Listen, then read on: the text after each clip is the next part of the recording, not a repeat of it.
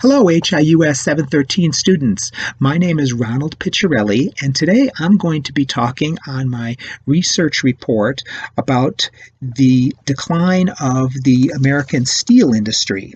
In fact, on my research topic, I focused on how could a major steel corporation fail to become unprofitable.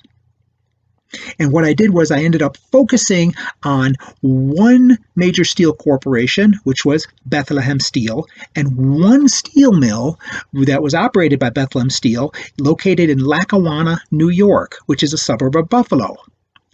The significance of the decline in American heavy industry is that the decline in steelmaking especially is seen as a benchmark of the change in the American economy from going from manufacturing and heavy industry to the service industry and the information industry.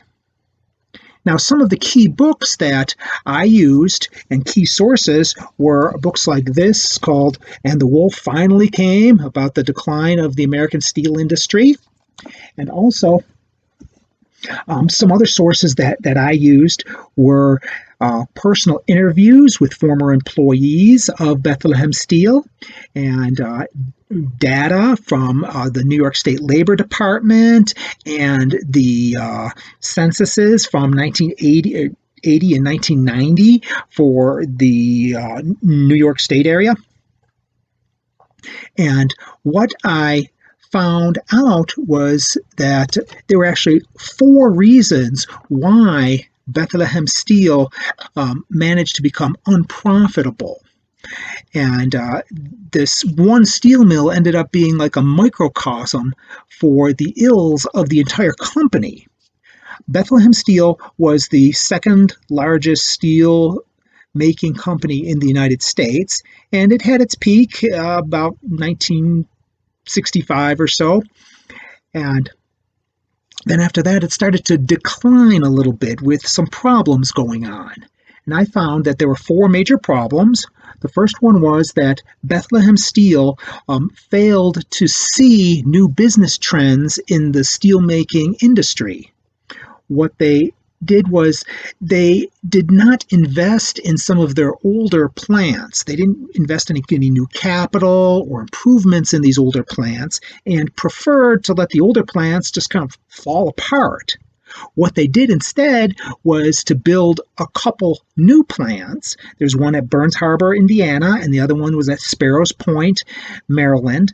And these two new plants became showpieces for the company to show investors that this steel company was on top of things and they were investing in the latest and greatest equipment. And that wasn't necessarily true. Also, steelmaking became a global business, and it was a global market now, not just a market for the United States. And Bethlehem Steel ended up not competing very well against these foreign steel companies. Foreign steel companies had invested in their steel plants, and they were using electric arc furnaces, which needed a lot less employees to run an electric arc furnace, and the products were pretty much custom made for people that wanted to buy them.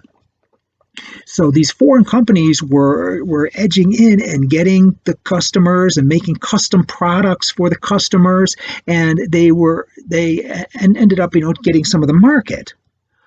Also, at Bethlehem Steel, the management system in the company was archaic.